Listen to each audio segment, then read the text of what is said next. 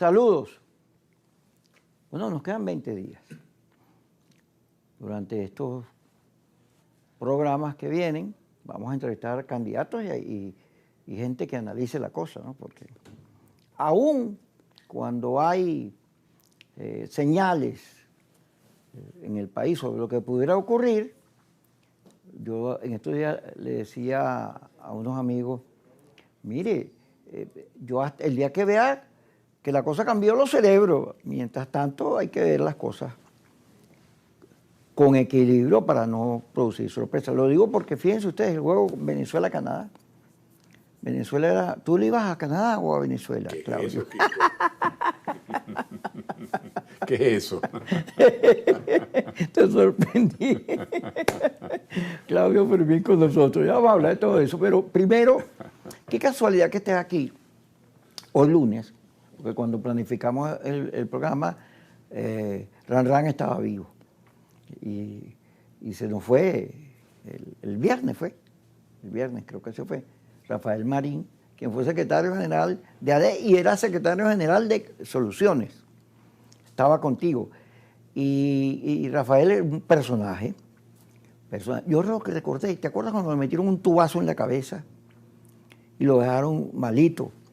O sea, él tuvo una situación de salud compleja. Era gordo, se volvió flaco. Pero muy querido, Rafael muy querido. Ay, Kiko. Se nos ha ido un venezolano excepcional. Un hombre íntegro. Lo que Rafael pensaba era lo que expresaba. No tenía doble discurso. Y lo que expresaba era la brújula de su conducta. Es decir, pensamiento, expresión y conducta en Rafael Marín eran una sola. Fue un hombre desde niño, cuando le despertó la vocación por los asuntos públicos, desde su liceo Rocio, allá en San Juan de los Morros, hasta ahora, el momento de su fallecimiento, Rafael no tuvo vida privada en tanto en cuanto eso lo separase de su interés público. Siempre tuvo interés público.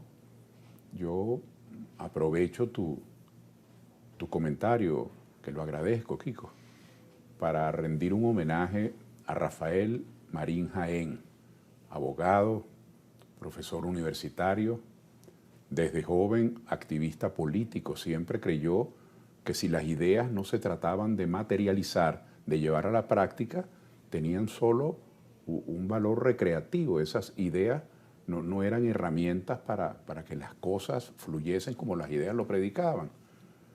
Y estaba delicado de salud ya desde hace algunos meses, tenía una insuficiencia cardíaca y desde acá, para todos aquellos que desde los más recónditos lugares enviaron a su familia y a nosotros, sus compañeros y amigos, enviaron palabras de pesar y enviaron palabras de solidaridad, yo quiero extenderles nuestra gratitud.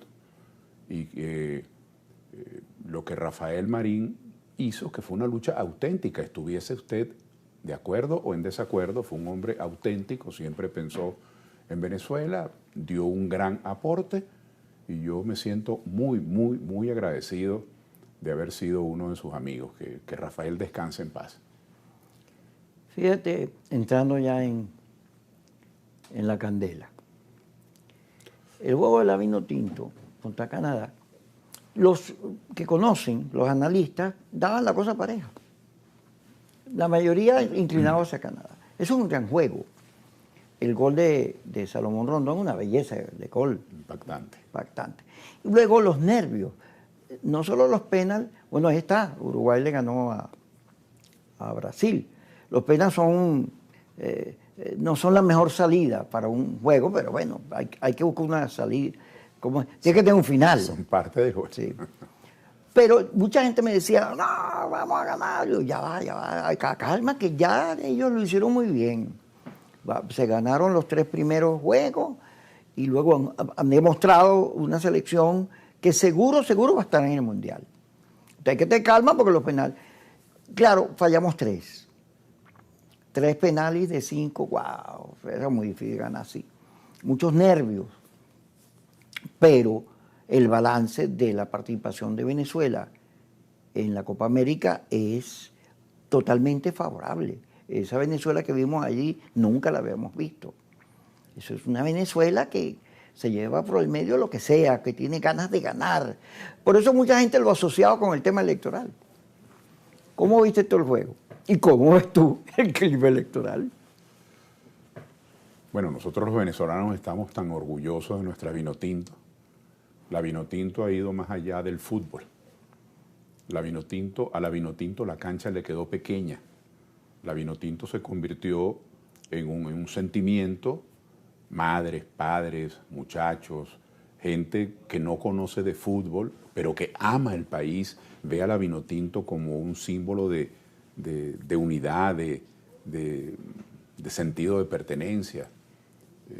De verdad que cuando las cosas se hacen bien, despiertan admiración. ¿Cuántas personas que por años decían, a mí lo que me interesa es el béisbol, hoy andan detrás de un juego de fútbol, porque vieron que algo se hace bien y que vale la pena respaldarlo?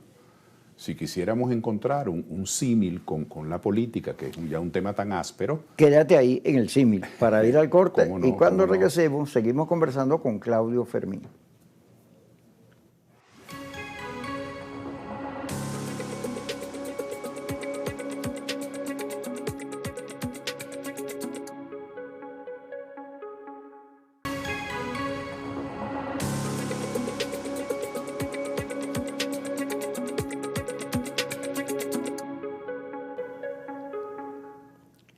Seguimos con Claudio Fermín. El huracán llegó a Texas. ¿Cómo se llama? Beryl.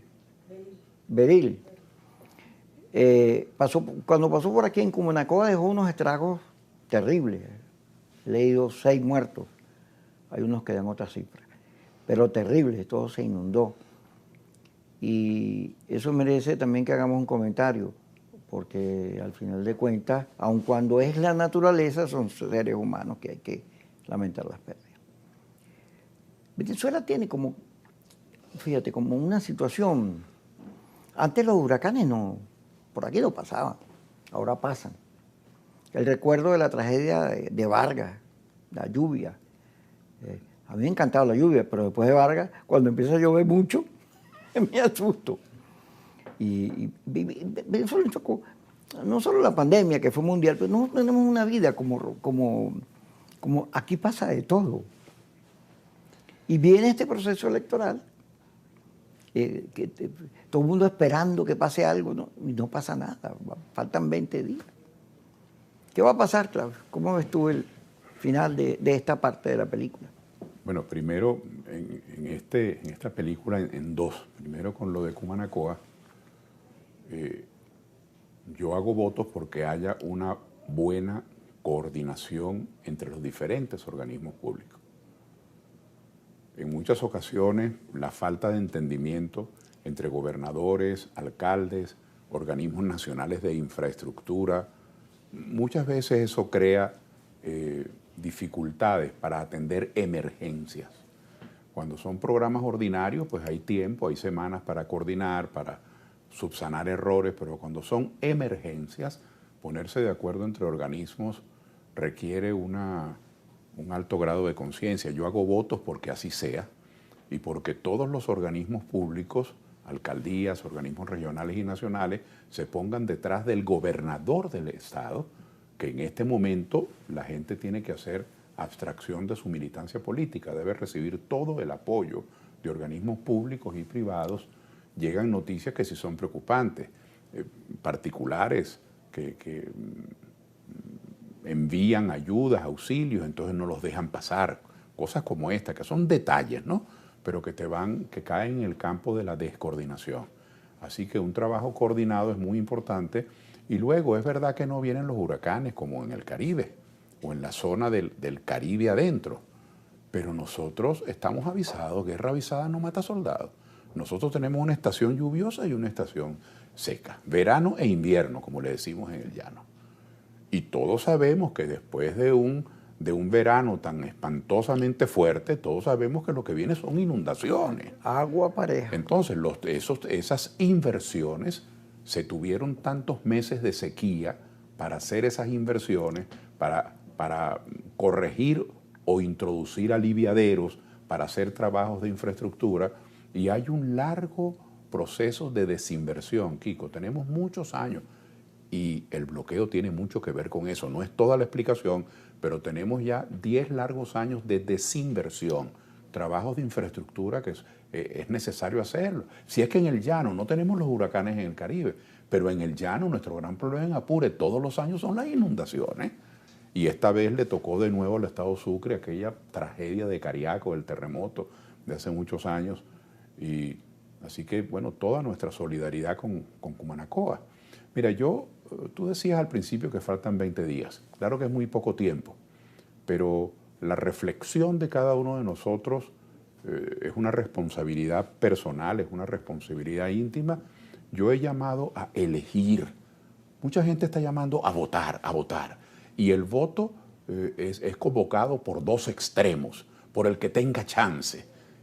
Y así, con ese argumento de quién tiene chance, se ha venido desarrollando una campaña que ha aumentado la polarización. Y yo he convocado a que nos detengamos a elegir, porque por ese camino de la polarización extrema la democracia queda conculcada. Entonces nunca habrá chance sino la coerción de que usted tenga que atender al extremo 1 o al extremo 2. Ya van 25 años de gobierno chavista, no voy a entrar en calificativos ni en adjetivos, pero ya basta. Y ahora tenemos otra opción, que esa otra opción es la que dice que hay una Asamblea Nacional legítima y la defienden. Este candidato de la otra opción defiende a la Asamblea Nacional legítima, que recibe un presupuesto escandaloso en millones de dólares que el bloqueo le niega a Venezuela, se lo da a una institución que no existe porque es simplemente para promover activismo político. Existe esta otra opción que defiende el bloqueo, que dice que eso es correcto. Por una parte declaran, con una voz muy edulcorada, declaran que hay que tener las mejores relaciones con los Estados Unidos, pero no levantan la voz para decirle que cese el bloqueo. Entonces estamos entre dos opciones que yo sigo insistiendo, representan extremos políticos. Es lo menos pragmático y es lo menos conveniente. Yo he planteado la necesidad de un gobierno de amplitud política que entienda que las diferencias hay que resolverlas, no ignorarlas, sino resolverlas, y un gobierno de integración de los factores de la producción. Nuestro principal problema es el hambre, el desempleo, la poca capacidad adquisitiva de las familias venezolanas. Entonces, quienes producen, quienes ponen el capital, quienes compran los equipos, quienes pagan la nómina, quienes arriesgan, quienes pagan impuestos, quienes proveen servicios, quienes producen el capital, quienes ponen el trabajo, los asalariados, los gerentes, los obreros, los empleados, los profesionales, el factor trabajo, y quienes ponen el conocimiento, o deberían ponerlo, las universidades. Esos tres factores tienen que estar en el gabinete. Imagínense en este momento de crisis un gabinete de políticos, todos muy bien intencionados. Pero ¿y cómo van a decidir sobre la economía si los factores de la producción, el conocimiento y la ciencia, el trabajo y el capital no están presentes?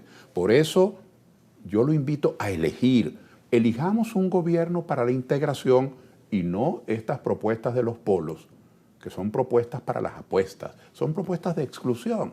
Yo no me imagino, por ejemplo, en un gobierno del continuismo chavista, tal como está planteado, que le prohíben el paso a fulano en las alcabalas, que le encarcelan unos caballos que estaban en una marcha, que detienen un dirigente sindical de la alcaldía de Caracas y lo jubilan precozmente porque está con la oposición.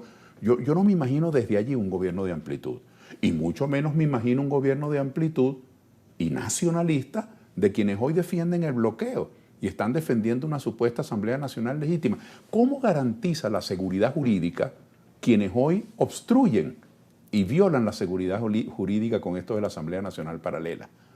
Entonces, eso que vagamente, abstractamente, la gente llama una tercera vía sin chance, eso es lo que yo creo que le conviene al país. Un gran movimiento de integración, de inclusión. Es decir, porque la gente habla de cambio político y yo, con todo respeto, yo invito a que cambiemos de actitud. Si queremos un cambio político, no un cambio de presidente uno por otro, sino un cambio político, hay que hacer un gobierno de integración, y eso no lo garantizan los dos polos extremos. Fíjate, en este fin de semana, aparte de los comentarios, la muerte de Rafael Marín, la Vinotinto y el agua, como Anacoa, hubo dos cosas que me llamaron la atención. Una de ellas es Game of Thrones, el juego, la Casa de los Dragones. ¿Tú no ves eso? No, no. Todo el mundo, tú te metes en... Mira, claro, no sé de qué se trata, pero como es una serie tan... Entonces ya me cohíbe la serie. Pero voy a... ¿Por qué te la voy a comentar? Porque la serie, los 3 primeros capítulos, de los personajes, las intrigas, ahí matan a todo el mundo, Sí. bueno, pero la matazón se limita a la Casa Real. Pero en el 4º capítulo hay una guerra de dragones. Es una guerra de dragones de lo más emocionante. Pero yo venía diciendo, lo he dicho, a la gente que ve la serie, que Game of Thrones o la Casa de los Dragones, comparado con la política venezolana, eso es un juego de niños, porque aquí la cosa es dura. Y vi una película, ahorita te voy a decir el nombre del director, que es este japonés que ganó el Oscar ahorita por una película animada, que se llama La tumba de las, ¿cómo se llama? Las libélulas, las que prenden cuando vuelan los animalitos. Luciérnagas, La tumba de las luciérnagas, que es una película de la caída del imperio japonés. En la Segunda Guerra Mundial, de los bombardeos, resulta que le matan a los muchachitos, que el protagonista es un muchachito como de 14, 12 años y una bebé de 5 o 6 años. Y le matan, la mamá muere en un bombardeo y el papá muere en la guerra. Quedan solos. Y la muchachita se muere de hambre. Entonces me llamó la atención que una película de muñequitos tuviese tal profundidad y tanto dolor, porque uno que ve la guerra, la Segunda Guerra, ganaron los aliados, nunca se imaginó, y la película te lo muestra, la tragedia de los japoneses, lo que significó la guerra. Yo esto lo traigo a colación por el caso venezolano. Las sanciones económicas y esta guerra que hemos tenido ha significado que 5, 6, 7 millones de venezolanos se fueran del país. Eso es una consecuencia de que las medidas que se tomaron contra la industria petrolera, las que tomó Trump con sus aliados internos, más las que tomó Chávez cuando desmanteló la industria. Cuando vino el paro petrolero, todas las medidas que se tomaron, bueno, todo el profesionalismo de eso se fue, y al final nuestra economía, que dependía de la industria petrolera, no pudo soportar las necesidades de la gente y pasamos a vivir toda esta tragedia. ¿Cuándo regresemos? Vamos a ir al corte.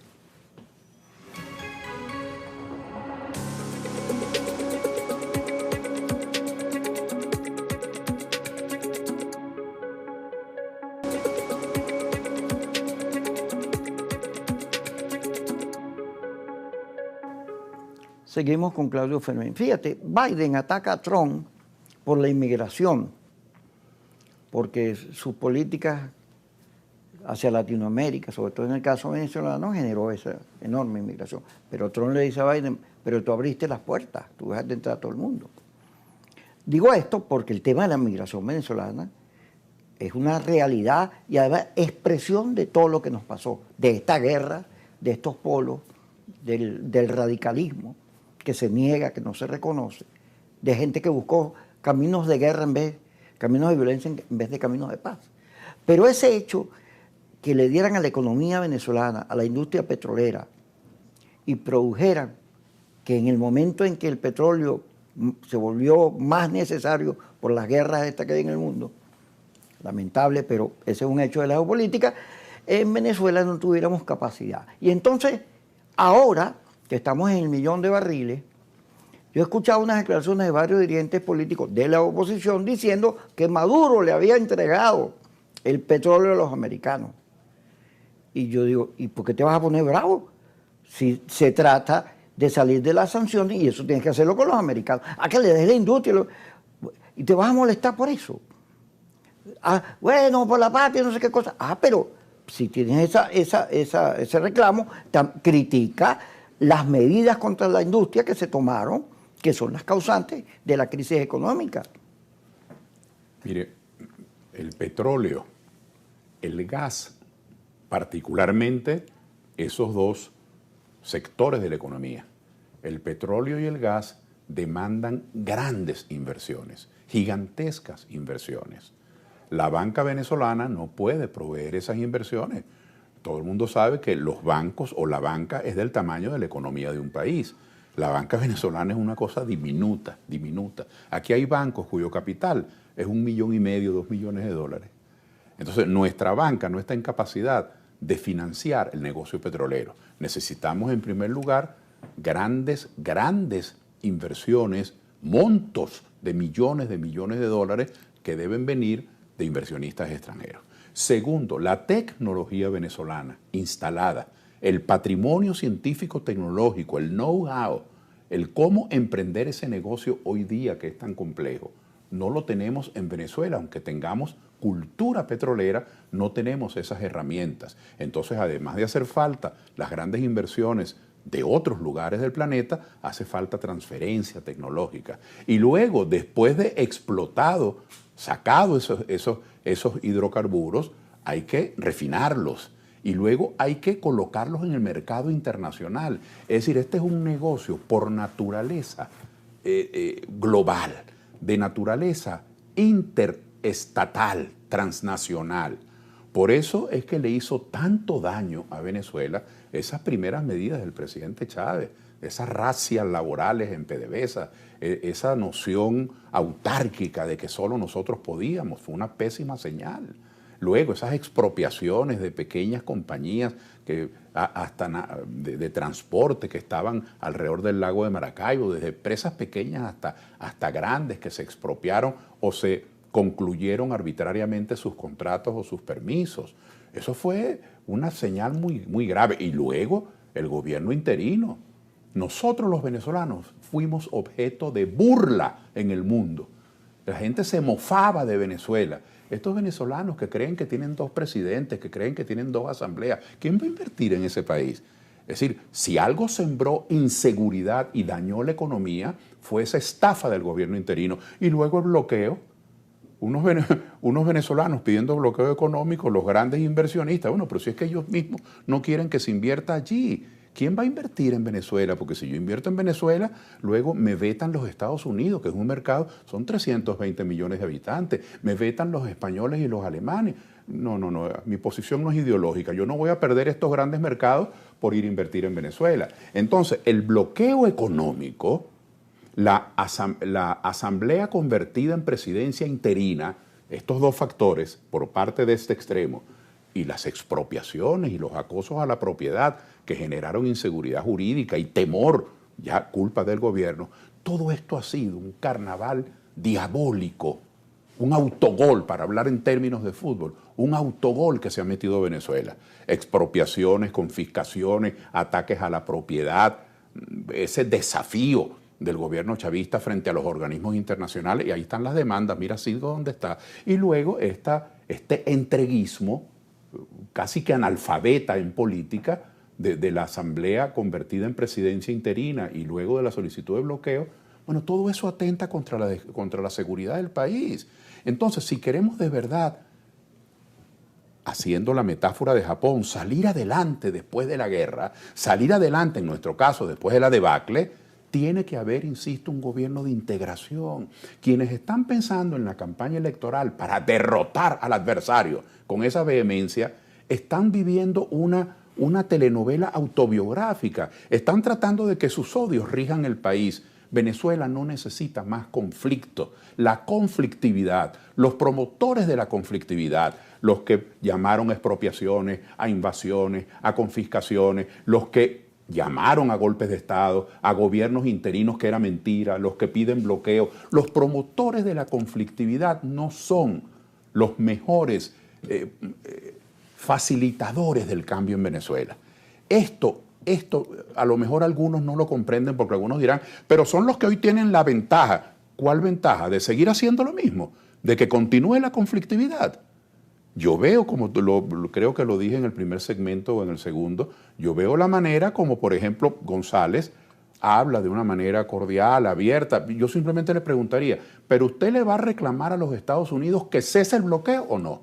¿Usted va a denunciar que esa Asamblea Nacional llamada legítima, que recibe una partida de millones de dólares, eso crea inseguridad jurídica, eso va contra la estabilidad política del país? Entonces los dobles discursos no sirven. Los discursos de los extremistas, por más que usted los edulcore, no aguantan. Venezuela necesita integración, entendimiento, y eso no lo pueden promover, Kiko, al menos yo no se los creo, los que tienen en su agenda el exterminio del contrario. ¿Cómo se llama el director, Yesenia? Hayao Miyazaki. Hayao Miyazaki, que tiene El Castillo Volador, La Princesa Mononoke, son unas películas muy bonitas, se las recomiendo que las vean.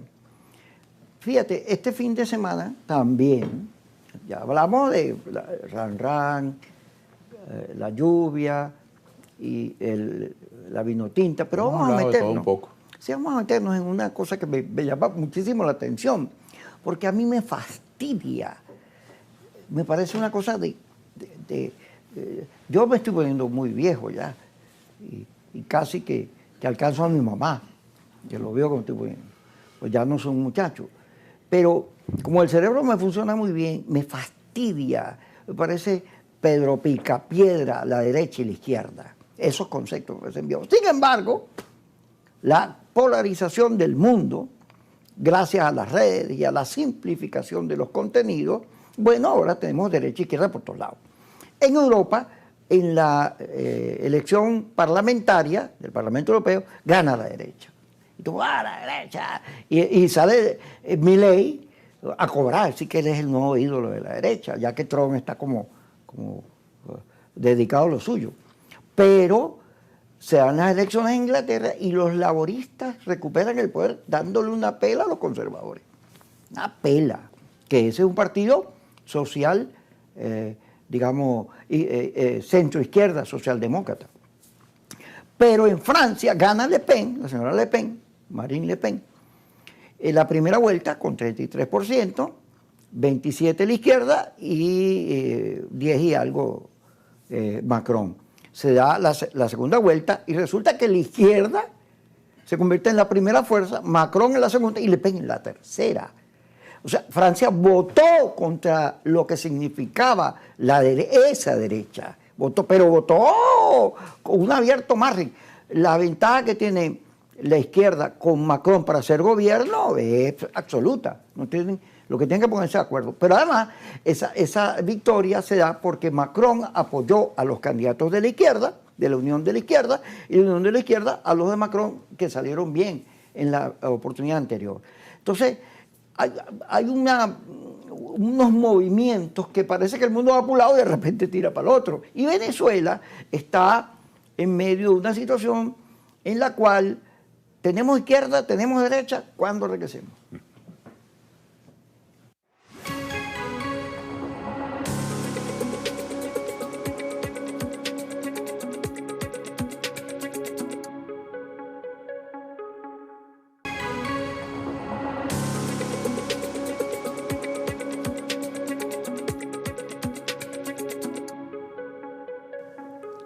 Yesenia me recuerda que Pedro Leal, periodista, cumple años hoy, pero además se casó en estos días. Pobrecito. Mira, hay izquierda y hay derecha. Ese es el dilema de Venezuela hoy, porque, bueno, Maduro se agarró a la izquierda, representa a la izquierda, les guste o no a los demás.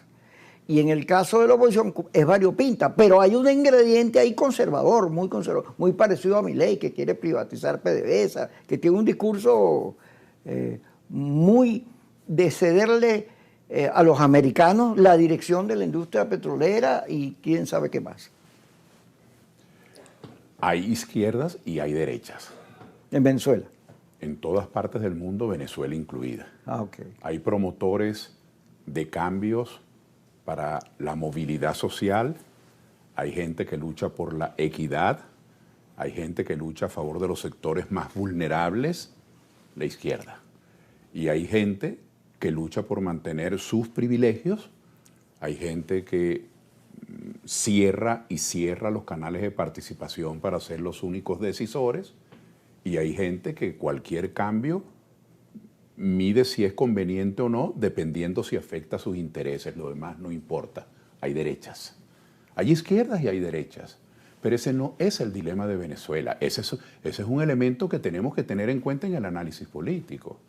Pero en nuestro país, donde necesitamos que la administración sea racional, donde necesitamos que se le dé urgencia y prioridad al equipamiento y dotación de los hospitales, donde no hay jeringa, donde no hay remedios, donde los médicos no tienen los insumos para realizar el acto médico plenamente. En nuestro país, donde no hay abastecimiento de agua porque tenemos 30 años que no se construye un acueducto, donde no hay plantas de tratamiento ni estaciones de bombeo. Es decir, hacia esas prioridades, en nuestro país, donde ha sido abandonado el sistema eléctrico y tenemos apagones por doquier a cada rato, entonces hay que introducir elementos racionales de administración, hay que sacrificar, porque si los recursos fuesen infinitos, no habría problema económico. El problema económico es que los recursos siempre son menores que las necesidades. Entonces hay que dirigir esos recursos hacia prioridades. Entonces, administrar mejor, que siempre se ha dicho que es un atributo de la derecha, que no es verdad. Venezuela necesita dirigir sus recursos hacia las verdaderas prioridades y no tener 800 empresas del Estado, fábricas de cemento, empresas de construcción, líneas aéreas, hoteles, pero no hay equipos médicos en los hospitales.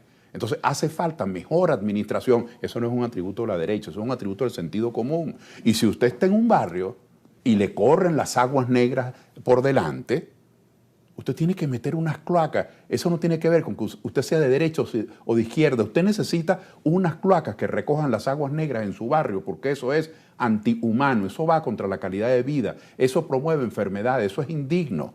Entonces nosotros estamos en una situación de tanta precariedad, o de tal precariedad, que a veces hay debates que son demasiado preciosistas.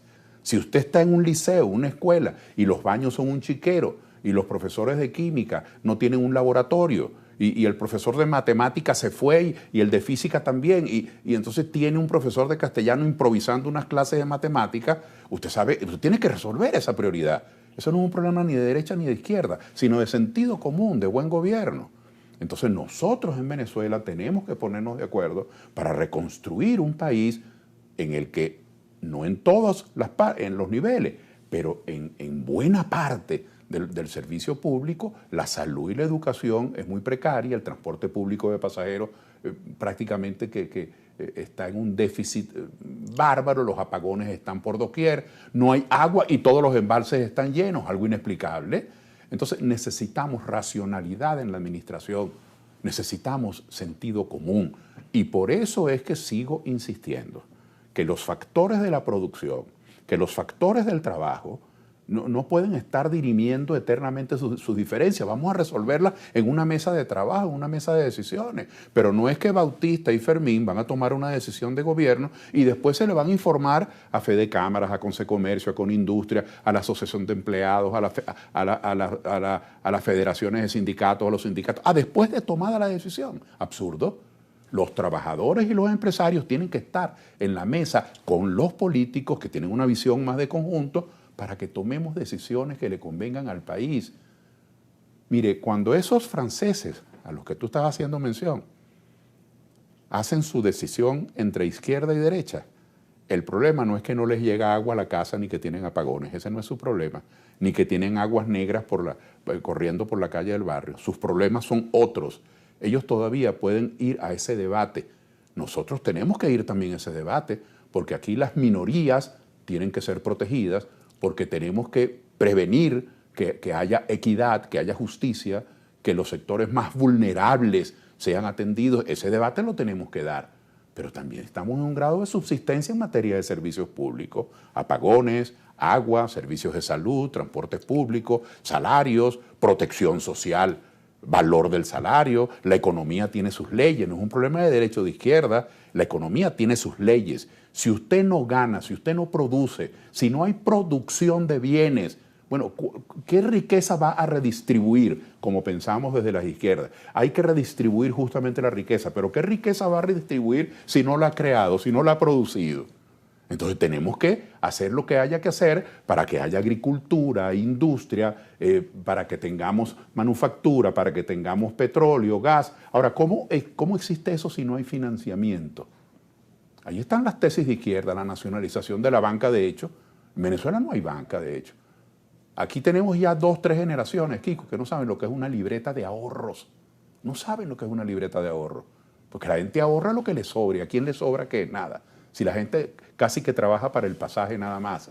Entonces hay medidas de subsistencia, de relanzamiento del país, donde sectores conservadores desde el punto de vista económico y sectores progresistas desde el punto de vista social tienen que sentarse y ponerse de acuerdo para lo mínimo. Si no tenemos electrificación, si no tenemos agua, si no tenemos salud, si no tenemos transporte público de pasajeros, si no tenemos un ingreso digno, ese debate de derechas y de izquierda es un debate gaseoso. Tenemos cosas muy urgentes que resolver y solo se pueden resolver en integración. Porque aquí hay gente que llama a unidad, pero es unidad para excluir a los otros. Ajá. Es unidad para vengarse de otros. Eso no sirve. Pero fíjate, el gobierno entra en una guerra por conservar el poder. Bueno, porque a Chávez le dieron un golpe de Estado el 11 de abril y paro y todo, donde yo participé en eso y entiendo por qué se dio. Pero todo eso nos lleva a una rectificación. El gobierno, en el fondo, tú dices, bueno, quien está más obligado a cambiar es el gobierno. Porque aun cuando su discurso es defendimos la soberanía, no nos dejamos pisar por los americanos ni por estas conspiraciones, el resultado de todo eso es que la gente quiere salir de esta vida precaria que tú acabas de describir. Sí, claro. Y eso es lo que manda en la elección. Pareciera que la tendencia más fuerte, según las encuestas y los analistas, es la idea de salir de esta situación de estancamiento que tiene la economía. Pero el gobierno debería pensarlo, bueno, ¿por qué si yo defendí la patria, la gente quiere más bien votar por quienes se aliaron con los americanos para el tema petrolero de fondo y no están valorando la soberanía? Cuando uno le mete el lupa a eso, te das cuenta que esa no es la reflexión. La reflexión tiene que ver con que el cansancio hacia lo que está ocurriendo, demasiado tiempo en el poder de la misma gente, sin modificaciones, bueno, la gente no es masoquista. Y entonces la valoración no es derecha-izquierda, ni soberanía, ni antisoberanía, ni entrega, sino es la vida que tengo. ¿Cuándo regresemos? Cuando regresemos. Vamos a irnos al corte.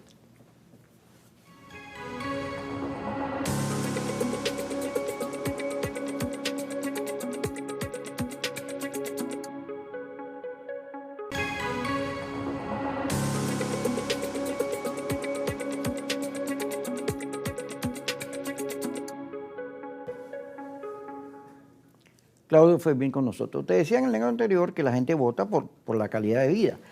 Ahora, a mí me gusta, y lo he dicho y repetido, el discurso de Edmundo González en cuanto a la paz, el reencuentro, el reconocimiento, que es nuestro discurso de mucha gente. Está en las encuestas, el 82% del país quiere cambio en paz. Pero yo veo, según todo lo que está pasando, que de ganar Edmundo González viene un nuevo conflicto. Porque ese Estado que tú descubriste, en estos días nombraron un ministro más para los adultos y los jubilados. El número 43. O sea, el Estado venezolano es un Estado grandotote que vas a tener que podar. Pero el gobierno de Maduro no lo podó porque, bueno, hay una gente que vive de eso. Es una manera de repartir lo que entra. Exactamente, hay una gente que vive de eso. Entonces, claro, hay una tendencia. La señora Machado, que acompaña el mundo, bueno, mientras el mundo es paz y amor, ella es presión. Entonces, hay una tendencia allí que va a venir a tratar de estatizar, perdón, de vender PDVSA, o sea, quitarle toda esa cosa del Estado, la propiedad del Estado, de privatizarla.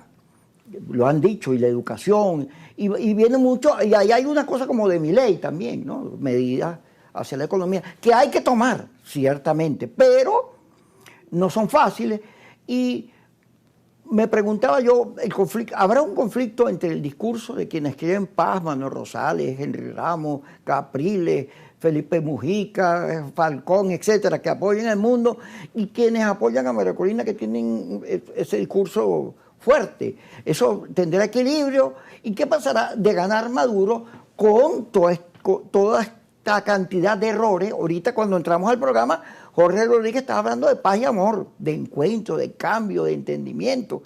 ¿Qué nos viene? Mire, en este minuto que queda, nosotros queremos cambio. En términos ya de primera persona, asumiendo mi responsabilidad como candidato, yo soy promotor del cambio, yo quiero cambio. Ahora, una nueva presidencia, ya no es Maduro, pongamos el otro escenario, pero una presidencia que traiga conflictividad, que traiga más confrontación, que traiga venganza, que traiga ese juego de poderes, porque es una cosa oculta que usted no sabe quién es el que manda, si es fulano o si es fulana. Eso no es ningún cambio, eso es mayor incertidumbre, eso es más conflictividad. Habrá habido un cambio de presidente, pero eso es más conflictividad y más confrontación si está cargado de venganza. Y si algo se ha demostrado en estos últimos años en Venezuela es que la economía no basta con tener grandes principios de política económica, no basta con buena intención, usted puede tener incluso los potenciales aliados o inversionistas, pero si el país está lleno de conflictos políticos, eso es un espantapájaros para el crecimiento de la economía. Entonces usted puede tener cambio o usted puede tener más chance, pero si usted lo que le garantiza a Venezuela son más conflictos políticos, usted no conviene. Y usted puede ser muy nacionalista, usted puede ser muy patriota, lo que nosotros apoyamos. Pero si usted es un pésimo administrador y todos los días crea 10 ministerios más y todos los días dilapida los recursos y no tiene la voluntad política de introducir correctivos en ese Estado que se ha deformado, usted puede ser muy nacionalista, pero usted no es capaz de gerenciar el bienestar público. Entonces nosotros queremos un cambio para bien, un cambio para que el país funcione, un cambio para que haya autodeterminación y soberanía, pero con buena administración y tomando las prioridades de los sectores más necesitados. Eso resume mi pensamiento y mi propuesta. Por eso yo invito a elegir, no solamente a votar, a dejarnos bambolear por las campañas de quién tiene 30 y tiene 20. Todos sabemos quiénes van de primero y segundo en las encuestas. Depende de quién eche el cuento. Pero todos sabemos que ninguno de esos dos extremos garantiza de verdad un cambio en el funcionamiento de la economía del país. Esa es la verdad. Bueno, buen final. Muchas gracias, don Kiko. Gracias a ti, Claudio. Gracias a todos ustedes por sintonizar Kikosis por Globovisión a la 1 y a las 10 Kikosis otra vez.